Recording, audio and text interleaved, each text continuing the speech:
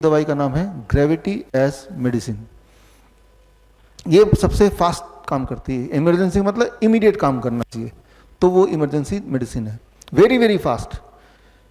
इसको समझ लेते हैं, 1 ही मिनट लगेगा। जैसे मैं भी खड़ा हूँ तो मेरा हार्ट यहाँ पे है और ये ब्लड को सिर तक ले जा रहा है। आप तो बैठे हैं, तो आप जब बैठे हुए हैं तो आपका हार्ट धरती से ज़्यादा पास में, मेरा हार्ट धरती से थोड़ा ज़्यादा दूर में। तो जितना दूर धरती से होगा हार्ट, उतना आपके हार्ट को ज़्यादा मेहनत करना पड़ेगा ब्लड को यहाँ भेजने में। ये एग्री करते हैं? इसीलिए जब आप खड़े खड़े थक जाते हैं तो क्या बोलते हैं आप? बैठना है। बैठते आपने क्या किया? धरती के करीब हार्ट को ले आए, अब आराम मिल गया।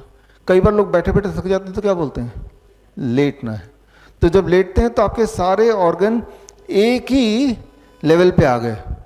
अब हार्ट को बहुत मेहनत नहीं करनी पड़ी ब्लड को यहाँ भेजने के लिए, है ना? तो तब आपको आराम मिल जाता है। तो इससे आपको एक बात समझ आ रही होगी कि आपकी हार्ट धरती से कितने ऊपर नीचे है, उस पर निर्भर करता है कि आपको कैसा महसूस हो रहा है ना? आपने गौर किया होगा, बचपन में कभी आपके साथ भी हुआ होगा, अचानक कोई फेंट हो जाता है असेंबली में, याद आ रहा है?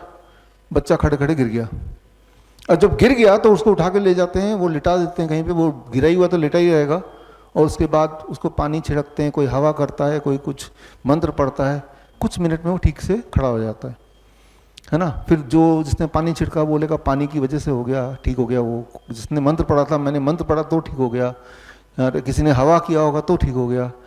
जैसे ही वो उसको लिटाया, उसका हार्ट, उसका लंग, उसका ब्रेन सब एक ही लेवल पे आ गया, तो उसके blood circulation to the head restart हो गया इमीडिएटली। तो 2-3 मिनट के अंदर वो उठ के बैठ जाएगा, है ना?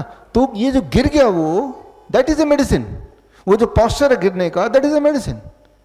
अगर जब वो बेहोश हो रहा था, अगर आपने पकड़ के रखा दोनों को, दोनों हाथ से, 2 लोगों ने, और गिरने नहीं दिया, तो अब क्या होगा? वो जो हार्ट ऊपर तक पंप कर नहीं पा रहा है, धीरे धीरे ब्लड नीचे जाएगा, पैरों में इकट्ठा होगा, 20-25 मिनट में वो मर जाएगा। इस बात को समझना होगा, राइट?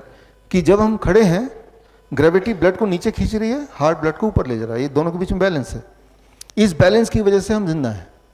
लेकिन अगर आप आज एक्सपेरिमेंट करके देखिए इस लेक्चर के बाद, जिनके पास थोड़ी हिम्मत है, कि ऐसे खड़े होना है, हिलना डुलना नहीं है 20 मिनट तक, धीरे धीरे आपको चक्कर आएंगे।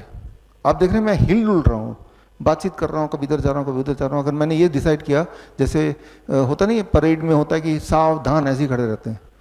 जो लोग ऐसे ही खड़े रहते हैं, आपने देखा होगा बचपन में, जो सिंसियर बच्चे होते हैं ऐसे ही खड़े रहते हैं, वही गिरते हैं। जो तो नॉटी बच्चे होते हैं, जो टीचर की एक बात नहीं मानते, कभी ये छेड़ रहे उधर जा रहे हैं, वो नहीं गिरते कभी। क्यों नहीं गिरते? क्योंकि जब आप पैरों को मूव कर रहे हैं, जैसे मैं कर रहा हूं, तो इस बहाने ये जो काफ मसल्स है, this is called second heart, ये हार्ट को सपोर्ट कर रहा है to pump the blood up, right? जिससे बैलेंस मेंटेन हो रहा है। लेकिन जब मैं स्टिल खड़ा हूं तो ये सपोर्ट गायब है और हार्ट को अकेले काम करना पड़ रहा है।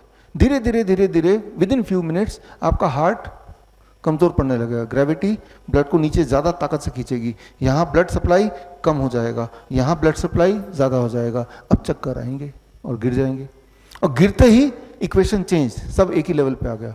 ब्लड का सप्लाई दोबारा हार्ट ब्रेन को मिल गया, अब आप उड़ जाएंगे, है ना? तो ये मैं क्यों समझा रहा हूँ? मैं ये ग्रेविटी के रोल को समझाने के लिए। बड़ी से बड़ी बीमारी का आसान से आसान इलाज घर बैठे ही हो सकता है। अधिक जानकारी के लिए कांटेक्ट करें nearest doctor BRC clinic @home।